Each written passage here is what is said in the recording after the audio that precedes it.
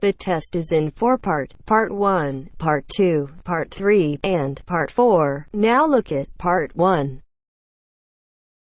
Part 1. 1. You will hear 3 conversations. The first and the third between 2 students, and the second between a student and a clerk. First, you have some time to look at questions 1 to 5.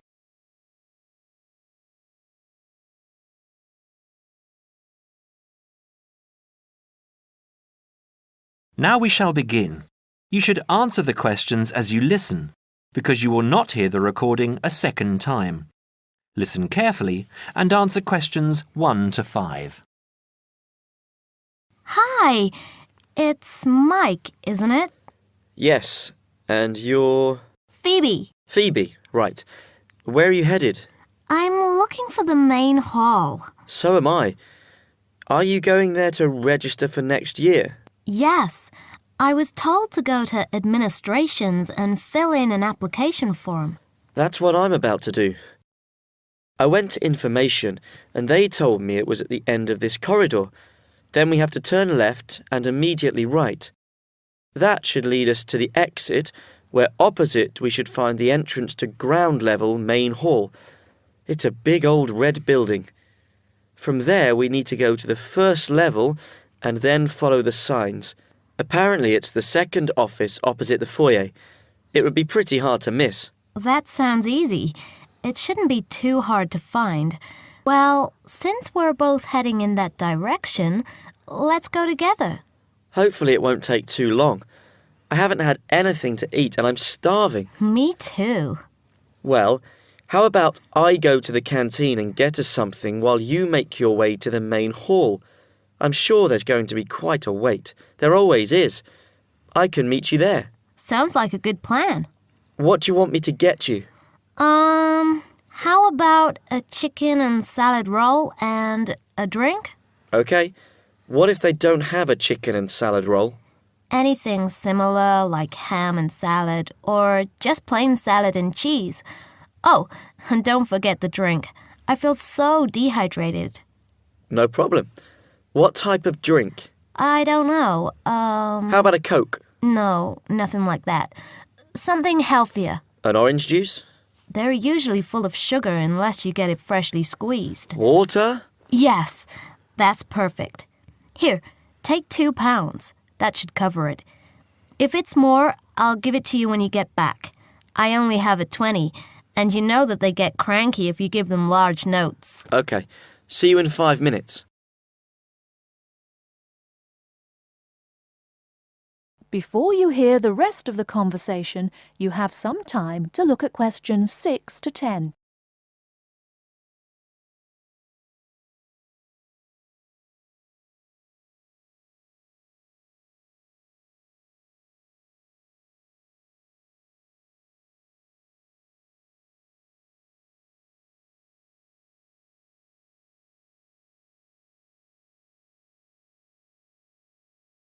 Now listen and answer questions 6 to 10. First year economics. I just have to fill out this form for our records. What's your name? Phoebe Payne. Can you spell that for me? Sure. Phobebe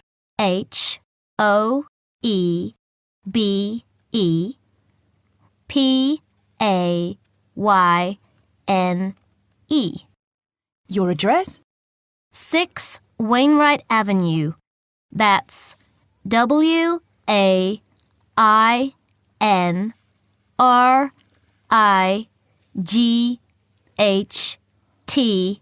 Nottingham. Nottingham. And your phone number? It's not connected yet. I've just moved in. Okay. When you get your phone connected, contact us. I'll just make a note that your phone number is to be advised. I'll do that. What course were you doing? Law? No. Economics. First year. First year economics. Yes, that's right. Okay. Take this card across to the economics department and get it stamped. And then you need to come back here to pay your fees. I've made an arrangement to pay in installments. Do you have any documentation verifying that? Yes, I have a statement from administration. OK, when you return, we'll have a look at it. Thank you very much. Here you are. It was quicker than I thought, but I have to get this card stamped and return here to organize my fees. That's good. It means that I won't have to wait long either. How did you get on? What with? Oh, the food. Well, there wasn't much left, so I got you a cheese and tomato sandwich and water. That's fine. Do I owe you any more? No, I need to give you back £3. But I only gave you 2. Oh, yeah. I thought you gave me a £5. OK, so we're square. So what do I have to do? Go to the desk and give your personal details. Then they'll give you a card that you need to take to your faculty. What's your major? Environmental science. OK, so you'll have to take the card to the environmental science faculty and get the card stamped, return to administration in the main hall, and organize your fees. And that's it? Yes, that means you're registered. Then we receive a letter with the details of our course where we'll be informed to go to the notice board or online to find out when and where our lectures are. OK. Let's have this bite to eat first. That is the end of part 1. You now have half a minute to check your answers.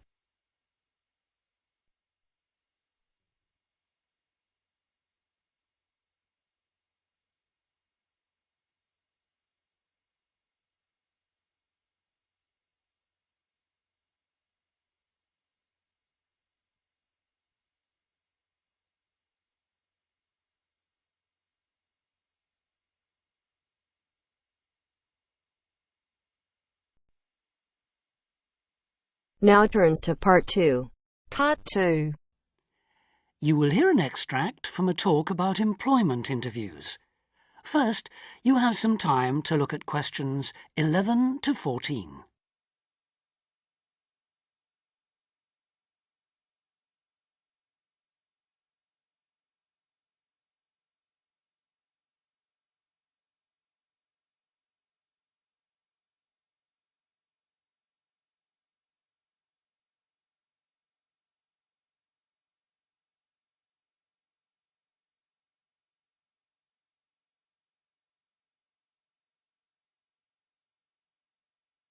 Now listen carefully and answer questions 11 to 14. Today I have with me Sandy Richardson of the local Workforce Center, and she'll be talking about that critical step towards the goal of employment, the interview. Sandy, what is an interview for, and what's the best way to approach it? A job interview is simply a meeting between you and a potential employer to discuss your qualifications and see if there is a fit. The employer wants to verify what they know about you and talk about your qualifications. If you have been called for an interview, you can assume that the employer is interested in you. The employer has a need that you may be able to meet, so it's your goal to identify that need and convince the employer that you're the one for the job.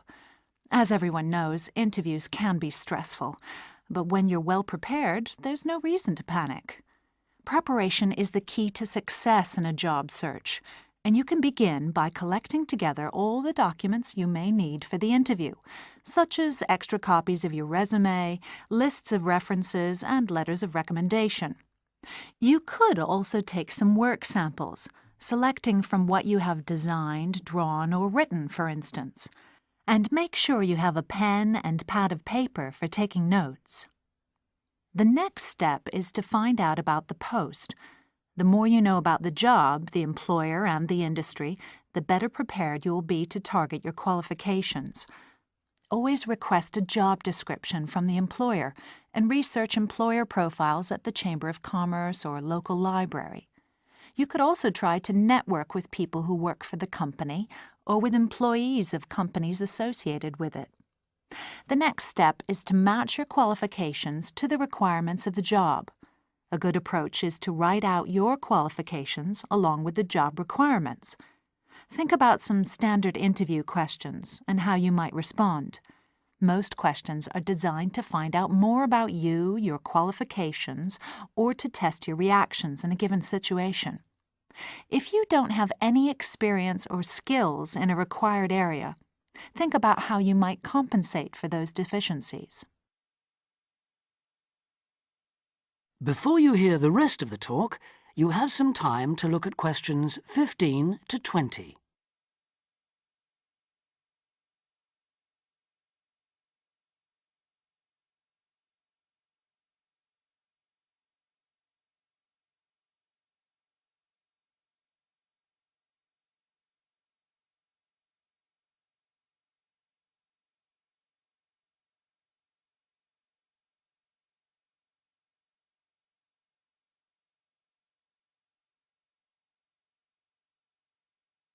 Now listen and answer questions 15 to 20.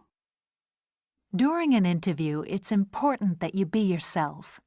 Get a good night's sleep and plan your travel to be there in plenty of time so that you're not arriving out of breath with 30 seconds to spare. Don't, though, present yourself for the interview too early, 10 minutes at most.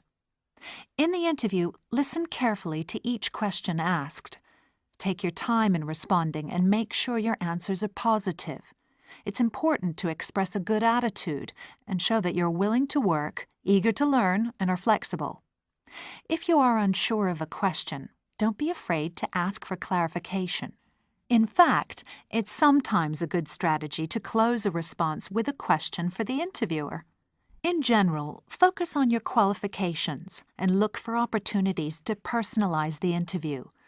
Briefly answer questions with examples of how you responded in comparable situations, from either your life or previous job experiences.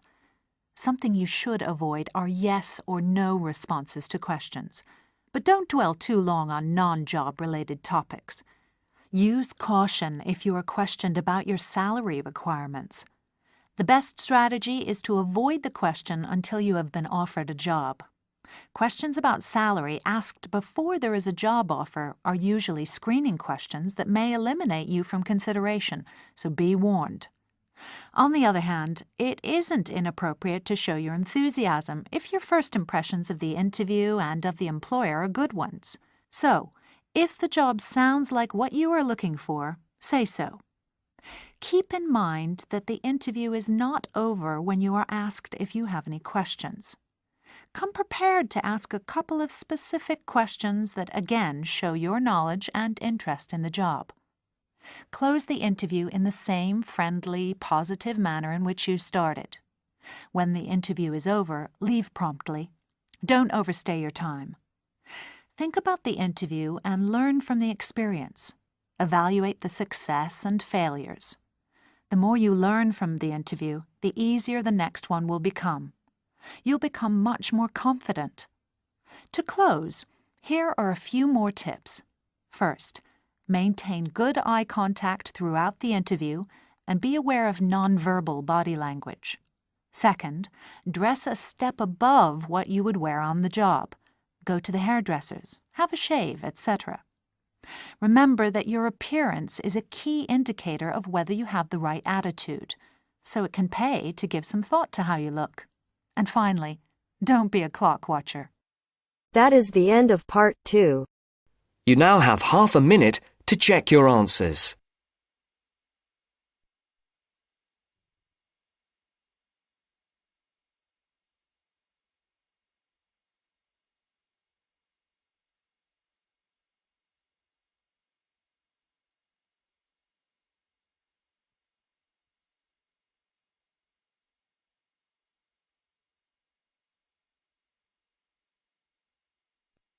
Now turns to part 3. Part 3.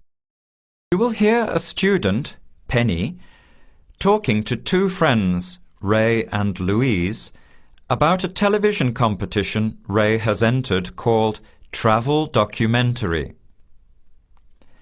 Before you hear the conversation, you have some time to look at questions 21 to 26.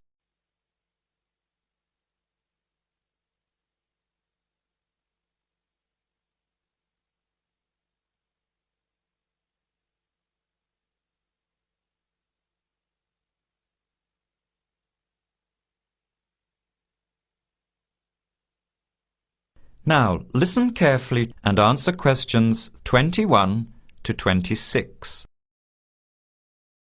Hi, haven't seen you two in ages. What have you been up to? Hi, Penny. Ray is really excited. He's just been shortlisted for travel documentary. He could be off travelling around the world for 3 months. Travel documentary? What's that? You've never heard of it? Don't you watch TV? Well, actually, no, hardly ever. Especially since I've started working on my thesis. I don't have time to breathe, let alone watch TV. So what's this all about, Ray? Well, actually, it's a competition run by public TV. It involves my two great loves, travel and filmmaking. Is it that program where people are sent around the world making documentary videos? I have heard of it. Fantastic! So you've been chosen? Not yet. I'm one of 34 selected for an interview next week, so I've made it through the first cut. Yeah, there were over 200 applicants from around the country. Pretty amazing, hey? Well, I've been lucky so far. What's the next stage? 13 are chosen from the interview to do a 4-week training course in documentary filmmaking. Then, the 8 finalists get sent off with a video camera to travel around the world. Sounds incredible. What's the catch? The catch is that every 2 weeks you have to send in a 10-minute video from a different part of the world. It's broadcast on TV along with the work of 3 of the other competitors and judged by a panel of experts and the TV audience. So you're under a lot of pressure. Wow, I guess so. You mean you're on television every 2 weeks? Yep, that's right. But first I have to be selected. Do you have to have any filmmaking experience to apply? Some background in photography or video making helps, but you're not supposed to be an expert. In fact, you can't apply if you've already worked in filmmaking. We all get the same 4-week course, so we start with the same skills. Can you go anywhere in the world you want? Each competitor makes up his or her own travel plans and has to get them approved. Before the conversation continues, you have some time to look at questions 27 to 30.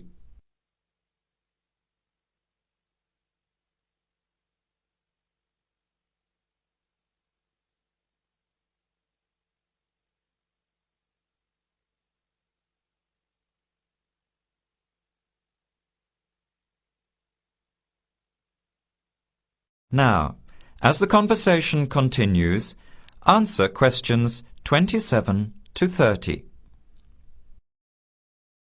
Have you talked with anyone else who has done it?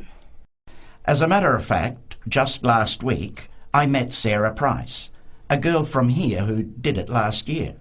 What did she have to say about it? She said it was the most amazing experience of her life, but it was really tough at times. I think you'd have to be really brave to take off like that alone with so much responsibility. It's not like going on a holiday, is it? No. 2 weeks in a country often where you can't speak the language to find a story, film it, organise all the editing. Then you're off to a completely different part of the world to start all over again. Pretty exhausting, but exciting too. What a way to see the world. What about Sarah Price? Did she have any bad experiences? She said the worst part was when she got some mysterious fever in Mongolia and thought she might have to be sent home. Fortunately, it got better, but she said it was scary to feel really ill when you're alone so far away. So what made you want to apply? When I saw the program on TV a while ago, I thought, this is for me. I've always wanted to travel, but needed to work for a year before I could even think about it. Then a new series started up. I thought, now's my chance. Don't you think you'll be lonely? I don't think I'll have time to be homesick. I'm more worried about having too much to do and not enough time to get things organised. So we might be watching you on television in the next few months. I hope so, if I'm lucky. When will you know for sure? They choose the final 8 in March. A month later, you're on your way. So do you have to pay anything? Nothing. It's all paid for. Course, camera, flights, accommodation and in-country travel. The budget is pretty tight, though. No extras. I sure hope you get it. Then I'll be finding time to watch at least one program on television every week. That is the end of part 3.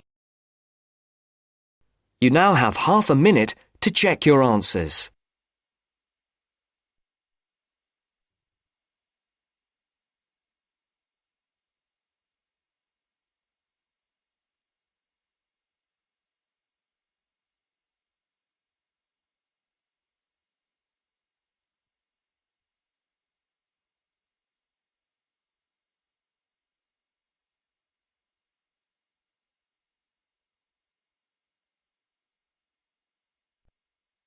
Now turns to part 4. Part 4. Listen to the following talk between two friends and answer the questions with no more than 3 words. First, you have some time to look at questions 31 to 40.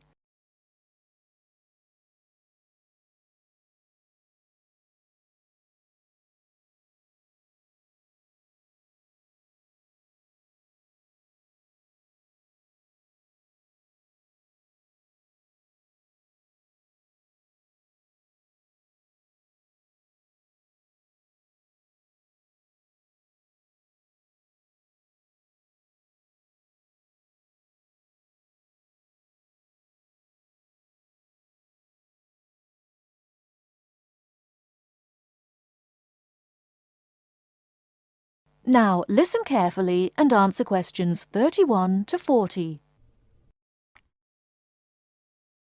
Do you know what, Tom? It won't be long before we'll all be travelling to space in a cable car. A cable car? What do you mean? A sort of skylift? Well, yes, I suppose so. You must be joking.